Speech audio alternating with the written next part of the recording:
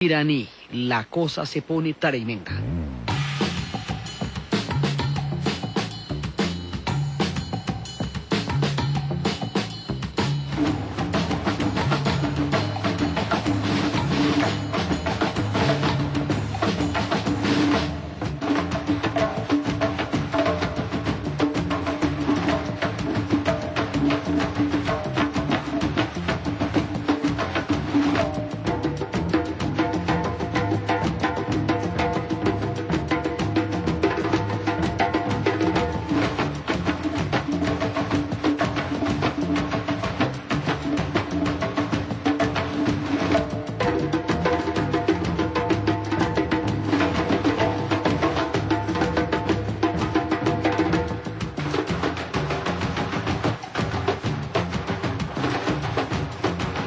La vez pasada estábamos viendo cómo la dinastía Kashgar había sido reemplazada por la dinastía Pahlavi, que esto sucede en 1925. Ahí dejamos de llamarnos Persia para llamarse Irán.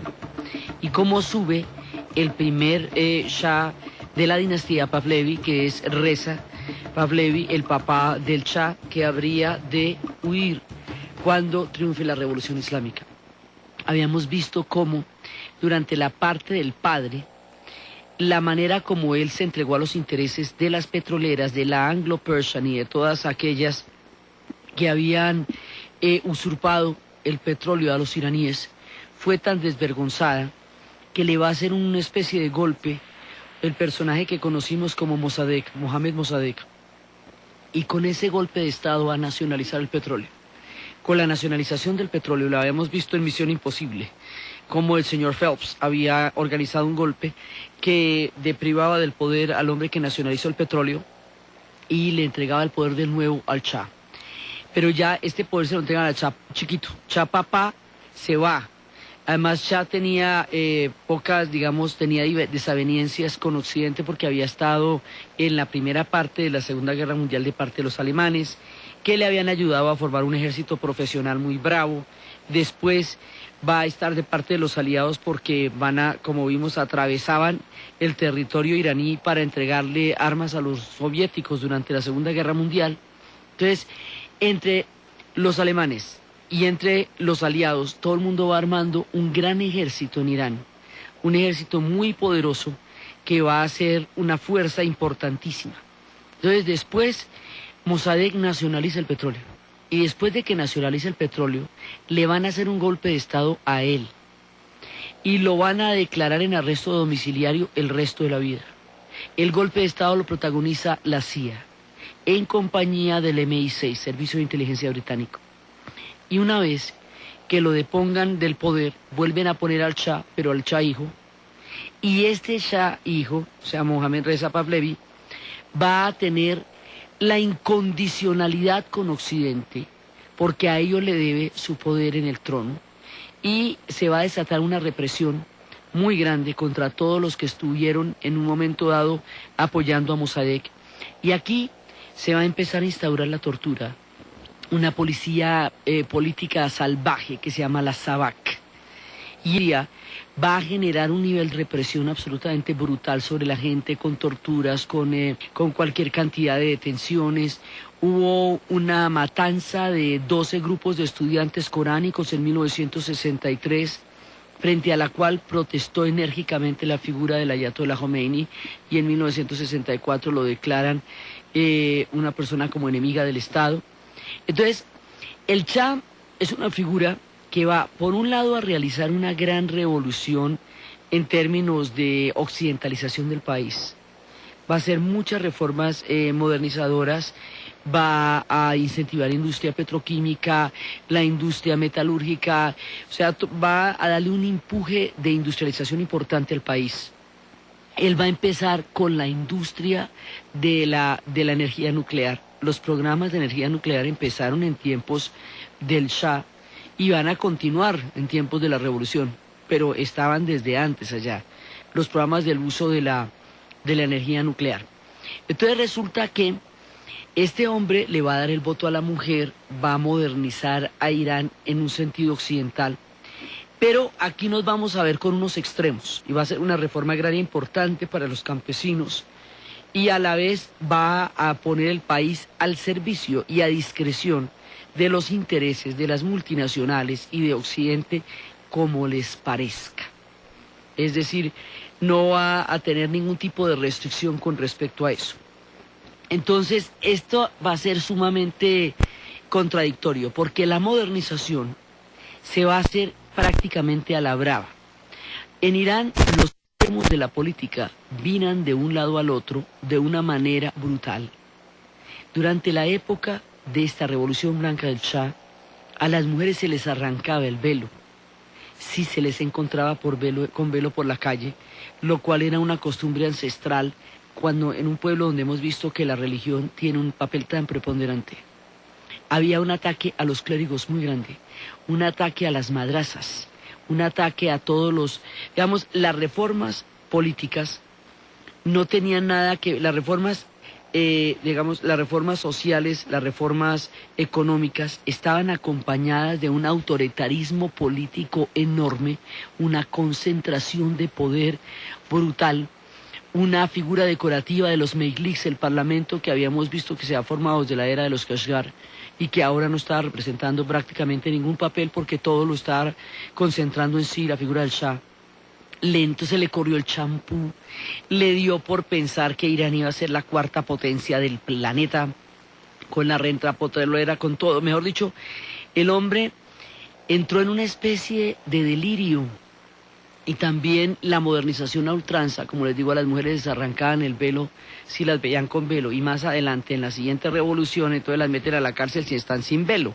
Entonces la cosa pendula de una manera drástica de un régimen a otro.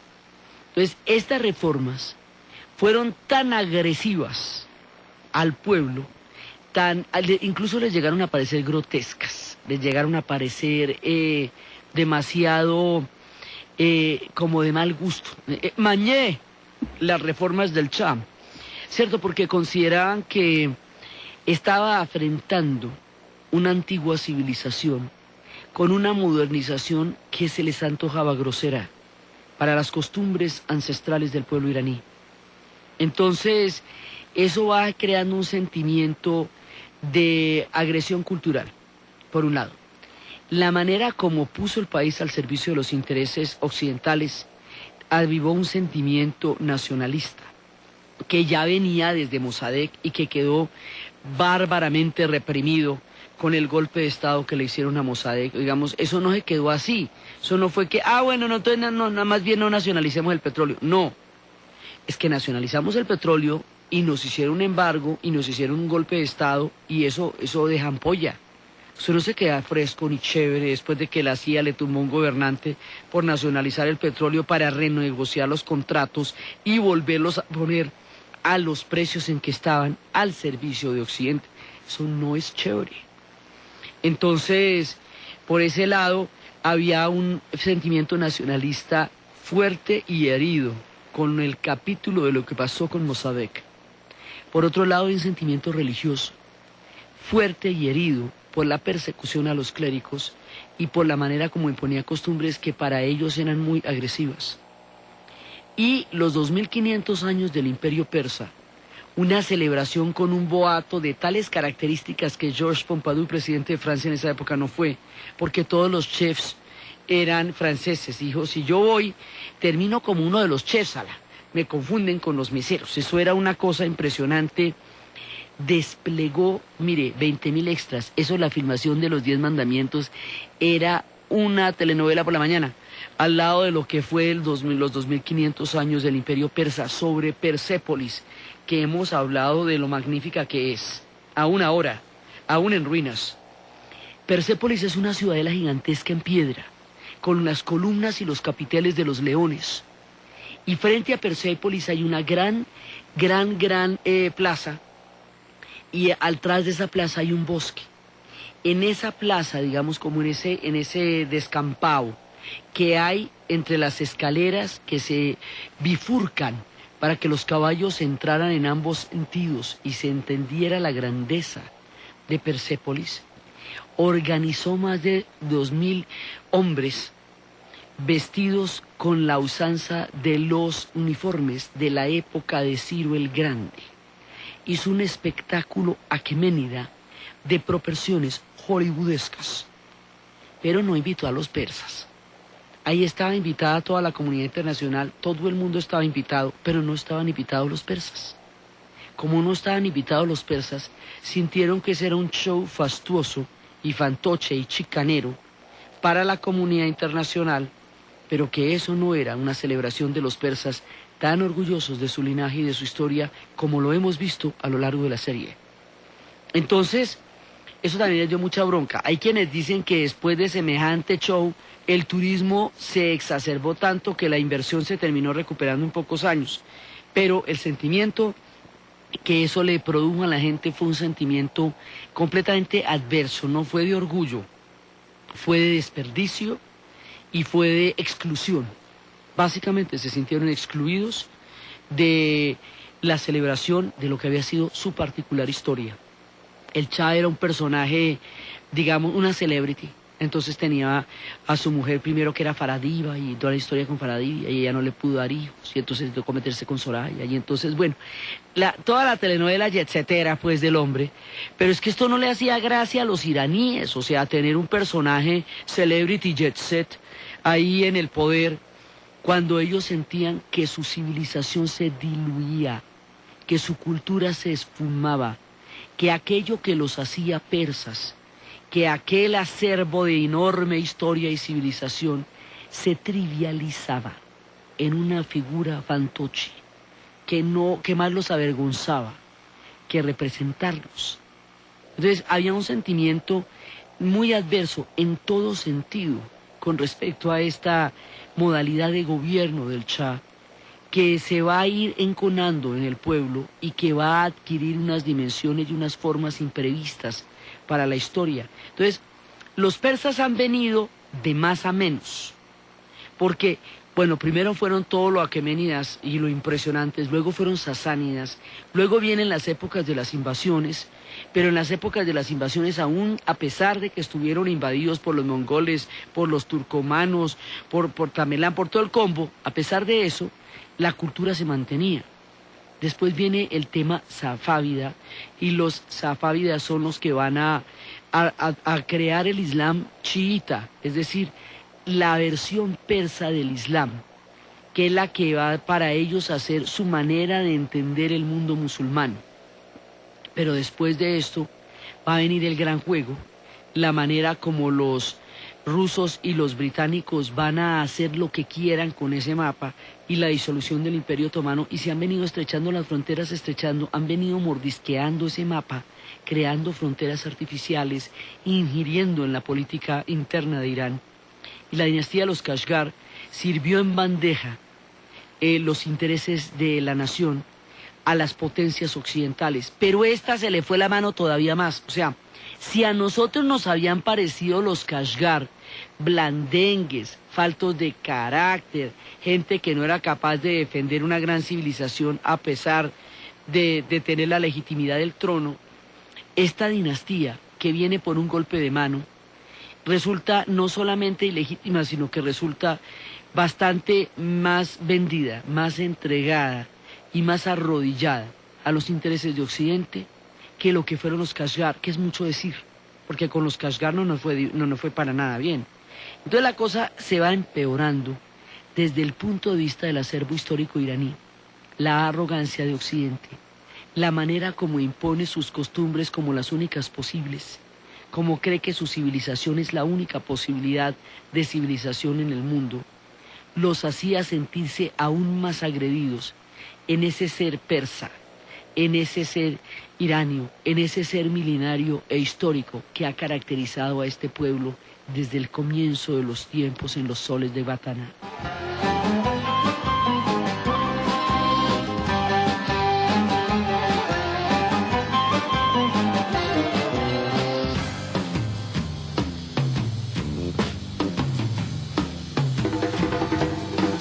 Entonces, aquí se van dando una serie de condiciones históricas para un cambio fenomenal.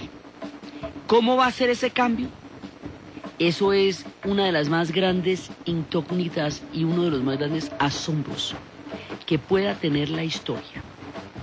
Normalmente las revoluciones se han hecho en Occidente con la intención de derrotar los poderes religiosos o los poderes ancestrales o los poderes, digamos, milenarios.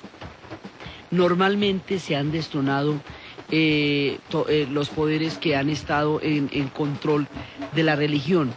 Normalmente las revoluciones en Occidente, a partir de la Revolución Francesa, siempre han estado bajo el marco de la Ilustración. Hobsbawm dice, la Revolución Islámica es la primera revolución que no tiene nada que ver con la Ilustración y que no se apoya en ella. Si usted ve la Revolución Rusa, aún la mexicana tiene de todas maneras una cantidad de visos de una creación de otro medio. Todas las revoluciones que usted quiera tienen un sentido laico en primera instancia, secular, pero además tienen un sentido que tiene que ver con la separación de poderes. Bueno, esto tiene, digamos, han tenido una línea en Occidente. Esta es una revolución completamente atípica, diferente a cualquiera que hayamos visto en la historia. Sus consecuencias van a alterar toda la historia de la segunda parte del siglo XX y siguen viéndose diariamente todavía en la gran geopolítica volátil del tiempo actual. Esta revolución va a venir encabezada en la figura de un clérigo chiita. Acordémonos que en todo lo que hemos estado viendo, en la interpretación chiita del Islam, los líderes religiosos son líderes políticos también. El poder religioso y el poder político se encuentran unidos. En el mundo sunita la cosa es diferente, porque gobiernan los califas en tiempos del imperio y hay una legislación islámica. Y más adelante, cuando vino toda la oleada del panarabismo, gobernaban regímenes militares. Seguía existiendo el mundo musulmán, pero no había, todos eran gobiernos laicos. A excepción de Arabia Saudita, el mundo musulmán en términos generales estaba gobernado con un carácter básicamente laico. Y el caso del Shah, pues el hombre estaba también dentro de la tendencia laica. Lo que pasa es que su forma de regalar el país era lo diferenciaba de todos los movimientos panárabes que se habían iniciado. El equivalente del movimiento panárabe en Irán era Mossadegh. O sea, Mossadegh era una figura que pretendía ser como Nasser, o que pretendía ser como estos grandes dirigentes del partido Baas, que recuperaron la soberanía para su pueblo después de las condiciones de reparto del Imperio Turco Otomano. Y en el caso de Irán, Mossadegh pretendía recuperar la soberanía sobre el recurso del petróleo, después de la manera como los británicos y los rusos en el Gran Juego habían hecho con esa patria lo que necesitaran para sus intereses estratégicos, convirtiéndolo en un estado tapón. Entonces, normalmente todo esto se hubiera dado acá, pero es que la característica de la revolución iraní es completamente diferente. Pero hay una figura que se llama la figura del Ayatollah Khomeini. El Ayatollah Khomeini había sido expulsado por el Shah, considerado como un enemigo del Estado, y se había refugiado en Kerbala y en Nayaf. Los límites geográficos de estos pueblos son absurdos y están hechos sobre los intereses de las potencias, como lo hemos señalado en muchas ocasiones, tanto en el Medio Oriente como en el África, como en los Balcanes. Es así como los límites de Irak están dados por la repartición del Imperio Turco Otomano, por la manera como Francia e Inglaterra y como las multinacionales se repartieron los yacimientos de petróleo. Y es así como Irán, lo que queda de Irán después de lo grande que fue lo que se permitió que quedara en el gran juego entre los británicos y los soviéticos primero, los rusos primero y los soviéticos después. Entonces, en esta frontera entre el gran juego y la repartición del Imperio Turco Otomano, las ciudades sagradas quedaron todas en Irak, donde hay un 62% de población chiita había en ese momento, siendo Irak árabe, ¿no? Pero eran chiitas por toda la influencia histórica. Entonces el ayatollah se va para Karbala y Nayaf, pero en aquel momento va a haber un acercamiento entre Saddam Hussein y el Shah de Irán, motivo por el cual el Shah le exige que saque al ayatolá del refugio, del asilo que Irak le está dando. Entonces, Saddam Hussein expulsa al ayatolá, y la expulsión del ayatolá Khomeini le va a acarrear un enemigo brutal y terrible, porque se la jura: te vi, mejor dicho, esta me la debe. Y esto se va a traducir más adelante por un montón de circunstancias complejísimas en una guerra espantosa, la guerra Irán-Irak. Pero digamos, aquí la enemistad estaba zanjada aquí, antecitos, hacía rato. Entonces el ayatolá se va para París. Entonces empieza una cantidad de manifestaciones pidiendo que el Shah vaya a dimitir. Hay un artículo que va a atacar al ayatolá, y el artículo que va a atacar al ayatolá va a ofender a la gente, y la gente se empieza a organizar y empieza a buscar la creación de una gran revolución, y empiezan a ponerse en las calles 1.500.000 personas desfilando por las calles de Teherán, desafiando la represión brutal del régimen del Shah y de la SAVAK, y de la manera como a la gente la torturaban y la encarcelaban. Digamos, la represión del Shah fue tan fuerte y tan terrible en esta época que le daba toda la inspiración y le daba toda la credibilidad y le daba todo el apoyo a esta revolución islámica, que claramente se veía contra una tiranía de corte occidental y vendido contra un pueblo ancestral y antiguo. Esa forma como esta revolución se va a manifestar en un enorme estallido social, la vamos a ver ahorita, después de la pausa comercial. La revolución islámica triunfe, el mundo no va a tener la menor idea de lo que está pasando. No va a haber esquemas con qué interpretar eso. Desafía todos los análisis de los posibles interpretaciones acerca de los cambios de la historia. Esto, digamos, no hay nada que el mundo haya visto así en la modernidad. Foucault consideraba que la revolución islámica era el primer movimiento que se hacía contra los sistemas internacionales. Hemos dicho, eso fue el desafío. ¿Por qué? Porque era la época de la Guerra Fría. La Guerra Fría, imagínense, desde el 45, desde la conferencia de Potsdam, el mundo montado en la Guerra Fría, entre capitalismo y comunismo, había perdido por completo la noción de la espiritualidad. La lucha en Occidente por separar lo estatal de lo religioso, y la manera como el laicismo fue dejando de lado la espiritualidad, hizo que Occidente olvidara que eso existía, y que era la fuerza que había cohesionado sociedades en el pasado, y que en el mundo de los iraníes tiene una gran importancia. La espiritualidad no era parte de la Guerra Fría, porque no estaba ni en el capitalismo, porque no se podía vender, ni estaba en el comunismo, porque el comunismo era por definición ateo. O sea, su condición era no confesional y perseguía las religiones. Y el capitalismo, pues no tiene ningún tipo de religiosidad porque se basa en el mercado no tiene religión. Entonces, lo que era la espiritualidad y la religiosidad eran fuerzas que habían quedado atrás debajo de un marco que se llama la modernidad. Y la modernidad es la separación de los poderes, la separación de lo religioso y de lo digamos, de lo secular. Entonces, como esas eran las historias que se habían dado en Occidente durante los últimos siglos, el tema religioso no había vuelto a sonar en ninguna parte. Una revolución islámica no la entiende nadie, porque la Guerra Fría había reducido el mundo al capitalismo y al comunismo como únicas interpretaciones de la realidad. Por el carácter ideológico que tenía, no había otra manera de entender el mundo, y cada uno lo entendía según el pedazo del mundo donde hubiera nacido. Y los debates eran única y exclusivamente en torno a temas económicos, que eran los temas de si el capitalismo o si el comunismo. Entonces, esta revolución islámica, surgida en el 79, no tiene ninguna explicación para nadie. Y es en esa época donde los soviéticos han invadido Afganistán, tratando de sofocar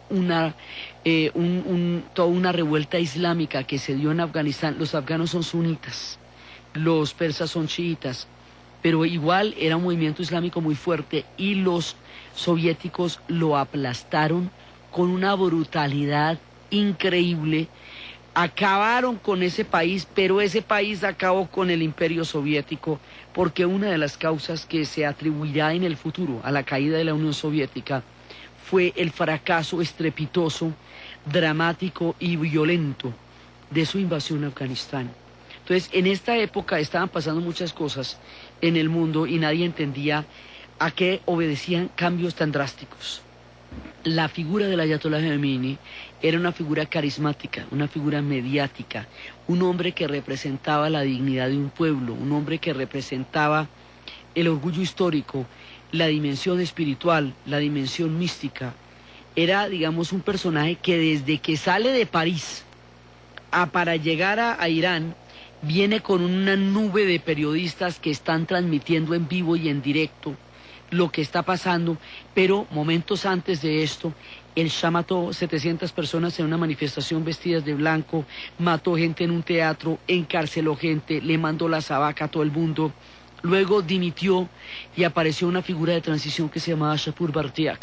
Y Shapur Bakhtiar fue, como le dicen, el Kerensky de la Revolución Islámica, y finalmente la revolución se consolida en el momento en que Shapur Bakhtiar renuncia al poder y llega el Ayatollah Khomeini, procedente de París, a encabezar y a liderar la revolución islámica.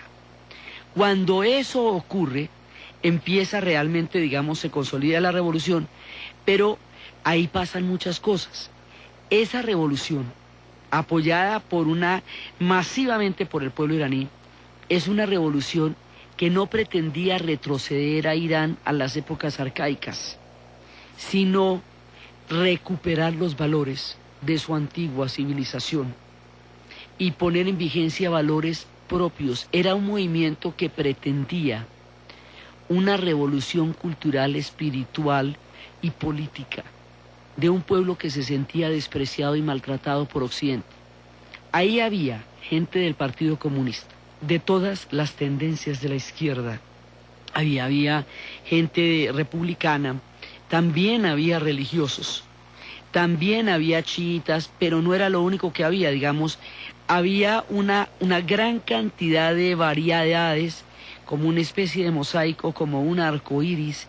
Mucha gente estaba a favor de esa revolución porque estaba en contra de los intereses del Shah y de la injerencia profunda. Es que Occidente se está metiendo con ellos desde las épocas del Gran Juego. Aquí ya están cansados, ¿sí me entiende? O sea, se metieron con los del Gran Juego desde el siglo XIX y les quitaron el poder sobre el petróleo y repartieron los recursos como quisieron.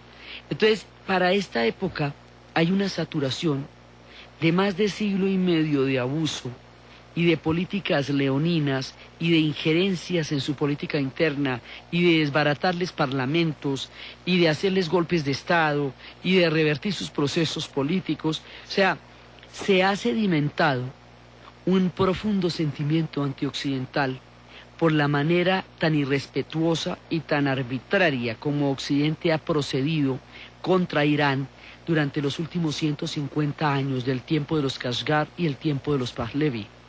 Entonces, el sentimiento antioccidental está exacerbado y tiene toda una justificación detrás porque ha habido muchísimo abuso. Todo el mundo está en contra de los occidentales y los occidentales los representa el Shah. Y la gente quiere un mundo persa, un mundo propio de una civilización tan grande y que se ha sentido menospreciada por la arrogancia de Occidente, y todo eso lo representa el Ayatollah.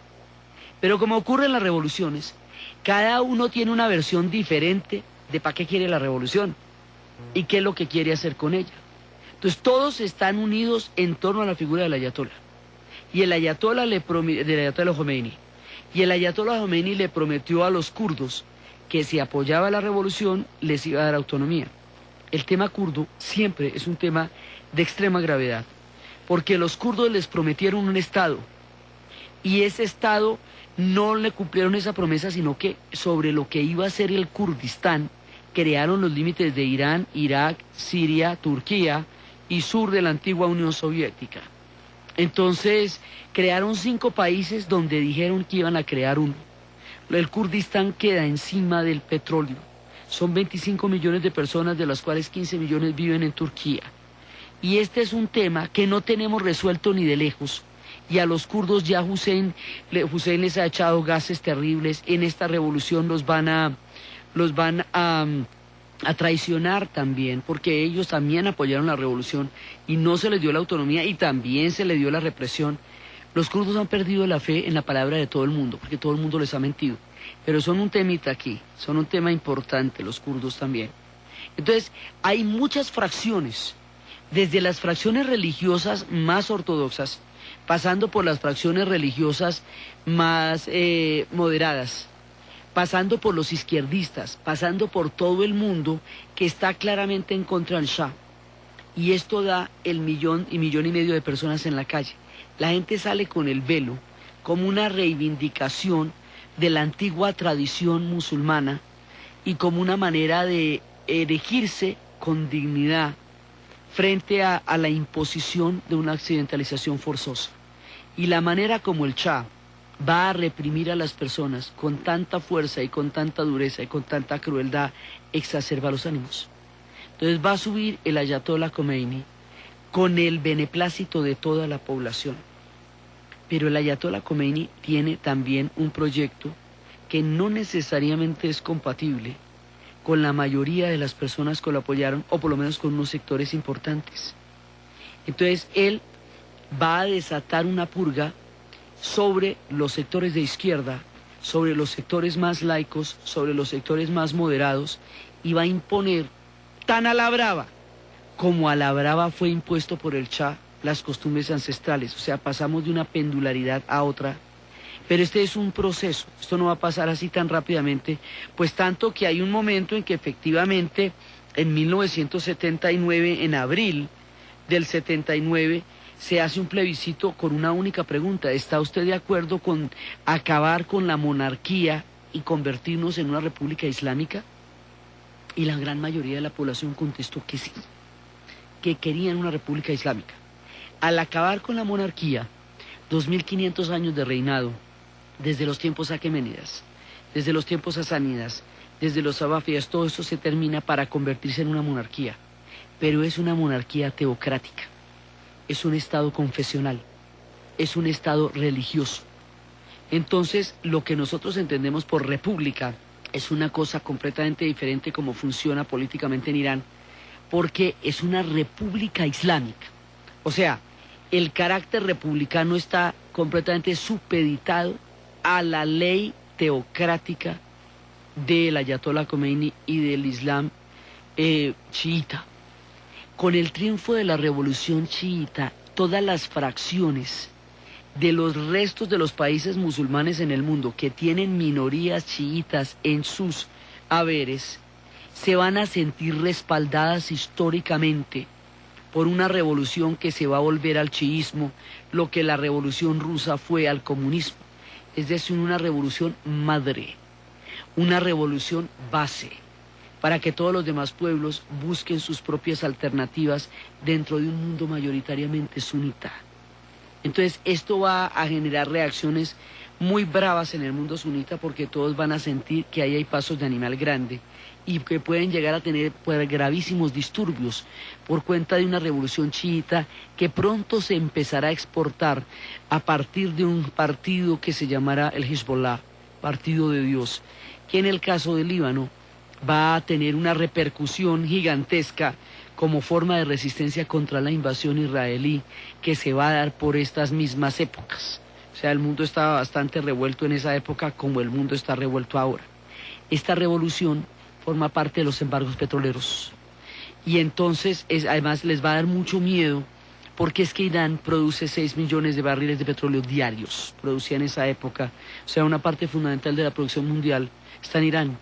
Entonces, el mundo teme por el precio del petróleo, cuyo beneficio le fue arrebatado de las manos a Occidente por la revolución islámica y quedó en manos de los iraníes. La renta petrolera les va a dar una riqueza absolutamente enorme, tanta como para poder mantener un régimen teocrático de corte religioso confesional.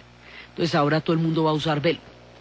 Entonces se van a imponer una serie de costumbres ancestrales y antiguas el Islam tiene un debate temporal.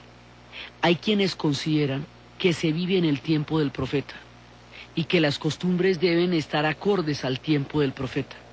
Y hay quienes consideran que las costumbres deben variar con el cambio de los tiempos. Esta es una revolución que considera la temporalidad como una temporalidad de la época del profeta. Entonces se imponen una cantidad de costumbres que son costumbres muy ancestrales y que en la era de la modernidad van a ser muy fuertes de asumir también. Pues la gente va a creer en ellas porque siente una forma de reivindicar la dignidad histórica y se meten en toda la manera de islamizar toda la sociedad, van a islamizar los colegios, la enseñanza, lo público. Básicamente todo lo público va a quedar islamizado y más adelante va a existir una cosa que se llama la policía de la moral, que es lo que hoy día existe, que es una policía vestida de verde claro y de verde oscuro, parada en las calles mirando a ver cómo está la gente vestida y si las mujeres tienen ropas transparentes, velos no lo suficientemente cubiertos. Digamos, en el mundo privado, la vida de los iraníes es como los iraníes quieran, pero en el mundo público, la vida de los iraníes es como regule la ayatolá, que gobierna sobre toda la sociedad, en la vida cotidiana tanto como en la política, y que respalda su gobierno con la policía de la moral. Las mujeres pierden una gran cantidad de derechos que tenían durante la era de la modernización del Shah, porque ahora están supeditadas a una serie de leyes islámicas que son gobernadas por los hombres. La constitución que van a hacer es una constitución que la hicieron fue clérigos, expertos en teología, pero no la hizo ni el pueblo ni el consenso. Es como esta tensión entre lo laico y lo religioso, o entre lo moderado y lo radical, que forma una sociedad tan compleja y tan grande como la de los iraníes, que se estaba dando cuando una revolución triunfa. A eso es solo el comienzo. ¿Cómo la vamos a hacer? ¿Cómo la vamos a implementar? ¿Y qué vamos a hacer después de haber obtenido el poder? He ahí la parte balseada del tango, como dicen. Porque entonces, ¿qué hacemos con eso? O sea, ¿para dónde coge una revolución? Las revoluciones son impredecibles y terminan gobernándolas muchas veces aquellos que no necesariamente eran los que querían que las gobernaran, por un lado. Por el otro lado, eso tiene hechos y tiene ecos, y por el otro lado, la revolución tiene un problema que no hemos podido lograr superar en ninguna sociedad humana. Las revoluciones, como Cronos, devoran a sus propios hijos y después generan purgas sobre precisamente aquellos que la hicieron posible y que la apoyaron, y Irán en ese sentido no va a ser una excepción. Pero no es una revolución desde la modernidad, es una revolución desde la teocracia. Pero tampoco es una revolución para devolverse a la edad de piedra, porque es una revolución apoyada con toda la tecnología disponible en ese momento en la ciencia y en el mercado, entonces como ahora. Pero sí es una revolución que mantiene las costumbres más antiguas del Islam. Es una revolución muy difícil de definir para los occidentales, porque no tiene nada que ver con la manera como clasifican la sociedad, pero le da a los iraníes una nueva posición frente a la historia, y tiene un carácter esencial y fundamentalmente antioccidental, que es en lo que está de acuerdo la gran mayoría, en que Occidente para ellos no ha sido sino un dolor de cabeza y un factor de irrespeto. Entonces eso sí va a unir a todo el mundo, y este carácter antioccidental y el carácter chiita va a hacer que tanto los Estados Unidos y las potencias occidentales como los países árabes consideren que esta revolución es una amenaza de gran tamaño y empiecen a enfilarse para hacer una guerra tratando de acabar con esta revolución. Y aquí es donde se empieza a complicar aún más el panorama de suyo muy complejo del Medio Oriente.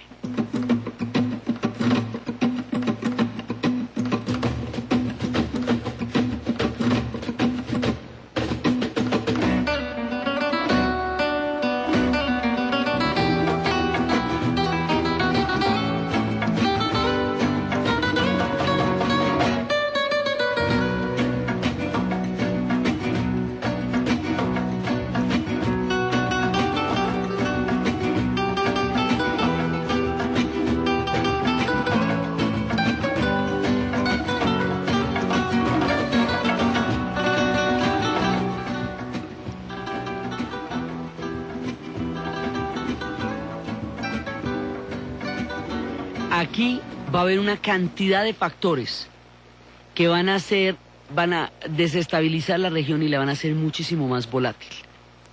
Por un lado, Saddam Hussein quiere aprovechar para renegociar el territorio que tiene de salida al Golfo Pérsico, porque por estas divisiones de las fronteras tiene un pedacito chiquitico que se llama Shatt el Arab, mientras que la gran salida al Golfo Pérsico la tiene Irán. Entonces él está pensando en invadir a Irán para renegociar el Tratado de Argel, que fue el que le dio el pequeño territorio a Irak y el gran territorio a Irán para la salida al Golfo Pérsico. Por otro lado, los Estados Unidos, Inglaterra, Francia, están considerando que una revolución tan fuertemente antioccidental y con el poder del petróleo es una amenaza global para ellos y para Israel, porque eso también es otra parte, y los intereses de ellos en la región que están representados, en el caso de los Estados Unidos, particularmente en Israel. Por otro lado, los países panárabes consideran que una revolución chiita de carácter confesional, siendo todos los demás pueblos proyectos laicos, no confesionales, pero además sunitas, les puede calentar el parche de una manera tal que ellos no estén interesados en ninguna de esas cosas. Por otra parte, va a haber el secuestro de unos ciudadanos de la embajada norteamericana que se conocerá como la crisis de los rehenes, que es una crisis que va a desatar una gran cantidad de problemas, entre otras cosas, es lo que le va a costar el prestigio político a Jimmy Carter, que era un hombre de paz, de conciliación, un gobernante del mundo, el que hizo los acuerdos de Camp David, el que los dirigió entre Anwar el-Sadat y Menachem Begin, un hombre de doctrina de derechos humanos, un hombre que cambió la doctrina de la seguridad nacional y de las torturas por la de los derechos humanos, un hombre que tenía una talla planetaria, pero que va a encontrar en la crisis de los rehenes en Irán su descalabro político del cual no se va a poder recuperar. Y eso hace que las palomas, como se dice en los Estados Unidos, ellos viran entre halcones y palomas. Las palomas son los de las tendencias más conciliadoras con la geopolítica mundial, y los halcones son las tendencias más duras. Esto va a ser uno de los puntos fundamentales que le dé el piso político a la era Reagan, que vendría después del tiempo de Carter. Mejor dicho, lo que va a pasar aquí altera al mundo entero, porque se nos va a volver una cadena.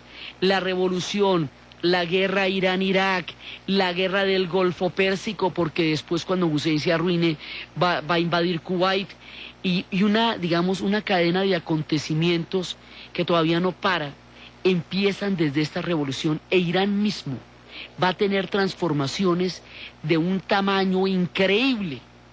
Todo esto lo vamos a ver en el siguiente y último programa de la revolución y de la serie de los persas y de los iranios.